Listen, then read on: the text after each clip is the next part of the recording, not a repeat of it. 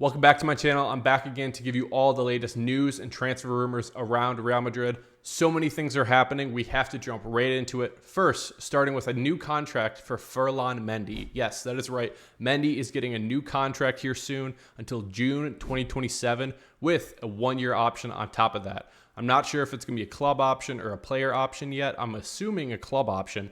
But yes, Mendy is the left back of the future at Real Madrid. And what does this mean about Alphonso Davies, right? Well, Real Madrid are still very interested in Davies, and I don't think that a new contract for Mendy means that there's going to be no more Davies coming for Real Madrid. But I do think it gives them a little leeway in the negotiation because now that you have a left back set for the future, you can kind of play hardball a little with Bayern Munich. And so look out for Real Madrid to still be very, active in the market for the left back for Davies, but at their price, which is around 20 to 30 million, which Bayern Munich want about 50 to 60. So there's a huge difference between the price between the two clubs. And so if Bayern Munich aren't able to negotiate, and if Davies really wants to leave, he can leave for free next summer. And so this is either going to be Davies coming this fall for around 20 to 30 if Real Madrid are willing to pay that, or look out for Alphonso Davies joining Real Madrid next summer. Next, we have to talk about the center back situation, specifically talking about Rudiger. Rudiger apparently has been approached by a couple different Saudi league teams, and apparently there's a big price that they want to pay for him. However, Rudiger's entire focus is at Real Madrid, and that's where he wants to play this season and for many years to come. And so even though the rumors are out there about Rudiger possibly going to the Saudi league, they are not true and they will not be happening, especially because the center back situation for Real Madrid is kind of scary right now, just because, Nacho left and then the whole Lenioro situation. So Rudiger is a key for the future for Real Madrid at center back, and he looks like he's going to be here to stay for Real Madrid. Next, we have to talk about the goalkeeper situation. So there's been a couple of rumors about Lunin possibly leaving his contract. He was offered a contract extension earlier this year around March. I talked about it in my video before, so if you want to watch that, talked about it here. But he still has not signed that contract as of today of recording. But when we look at Lunin and where he wants to go play somewhere and be the starter. And if he leaves, Kepa looks like he would be the replacement. And so the rumor right now, it's going around, and something that I could definitely see happening is a swap of Lunin for Kepa with Chelsea and cash considerations from Chelsea as well. So what would probably happen would be we would receive Kepa, Chelsea would receive Lunin, and we would also receive, 25 million, 30 million, something along those lines of euros in terms of the whole transfer fee and everything like that. So look out for that possibly happening. If that does happen, Kepa has 1 year left on his contract, and he's getting around, I think it's 7 million annually for Chelsea right now. So what I would expect if Kepa comes and Lunin would leave, Kepa would get offered a new contract, which would be a lot lower, and maybe it'd be probably half as much as he was making, maybe around 3 million, something like that, just because he's going to be the backup goalkeeper behind Courtois, obviously. And so look out for that possibly happening. I would expect Lunin to be leaving this summer. If anything, I don't want him to leave, personally. I think he's a fantastic goalkeeper and a really good backup, but look out for that possibly happening. If anything changes, definitely stay tuned with me, and I'll talk all about it. Next, we have to talk about the farewell of Nacho. Nacho had his farewell ceremony just a couple days ago. It was not at the Bernabeu. It was at the training grounds, and some of the squad was there, which I kind of feel bad for Nacho, because when we look at, I'll show a picture right now of Toni Kroos with his farewell at the stadium at the Santiago Bernabeu, and everybody just celebrating Toni and him getting that standing ovation.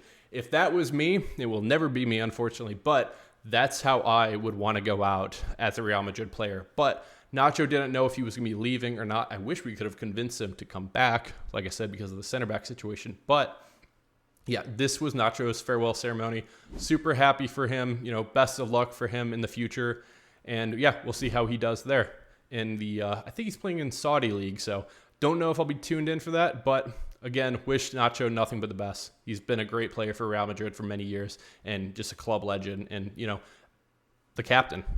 Gotta love it. So the next presentation, we had the ceremony. Now we have a presentation, and that, of course, is for Endrick coming up. That is happening on Saturday. That's coming up really soon. And if you haven't watched my Endrick video, I definitely recommend it. I'll put it up right here. We talked all about my expectations, what the expectations for all Real Madrid should be for him coming up this season. He just turned 18, so he is now allowed to be a new Real Madrid player. And so the ceremony or the presentation for him is coming up. And so really excited about that. It will not be anywhere near as big as Kylian Mbappe's, which is at Cristiano Ronaldo and Mbappe's level. And then there's everybody else. And so Endrick, I would maybe 20 to 30,000, something like that. I think that'd be great for him, but we'll see what happens. But yeah, if you didn't watch the video, definitely check it out. Next, we have to talk about the new away kit, and woof, what a kit this is. When I saw the preview before, there was a leak a couple months ago about orange. I think it was a picture of like Jude Bellingham in it. I wasn't sure what to expect, but here's the kit right here. Wow. I just love this kit, love the orange. I think this is going to be a kit I'm going to have to get in maybe, a long sleeve or something like that. I don't know. I'm thinking in Fede Valverde number 8 on this one. I don't know. Let me know what you guys think I should get. A Vinny, a Fede Valverde. I already got the Mbappe white kit, so maybe a Modric final one. I don't know. Well, let me know who you think I should get on the back of the kit for the orange one in long sleeve. Finally, we have to talk about us not being broke boys. And that, of course, is because Real Madrid become the first football club to reach $1 billion, billion with a B, in terms of profit and revenue. And that, of course, is just due to the great job that Florentino Perez does for Real Madrid, and on the fact that the Santiago Bernabeu is now complete. I think all the renovations and everything for it are done now. And it's a money-making machine. We're having all these concerts. Taylor Swift was there. I think there was a Colombian singer who was there the other day. All of those concerts are making so much money for the club. And so that's fantastic for Real Madrid. And again, no broke boys around here compared to, Barca, who's struggling right now to even figure out how they're going to get Nico Williams. And so I would love it, though, if they do not get Nico Williams, just because how broke they are. So if they do, I think it'd be fun to watch for El Clasico. But yes, incredible job by Real Madrid. Again, first football club ever to reach $1 billion, 1 billion euros in revenue. So what's next on my channel is we'll be doing my match preview of the Real Madrid versus AC Milan game, which is Madrid's first preseason game. Can't wait to talk about it. Can't wait to watch Real Madrid football once again. And we'll be taking a look at who's traveling with the squad. Is Mbappe back from Miami? Is Bellingham back from being in nightclubs in LA? We'll be talking all about that in the preview, as well as give you my starting 11 and who I want to see out there on the pitch. So cannot wait to watch that and can't wait to talk about that as well. So if you want to see that preview, definitely hit that subscribe button. And if you like this video and you want to see more Real Madrid news, definitely hit that like button as well.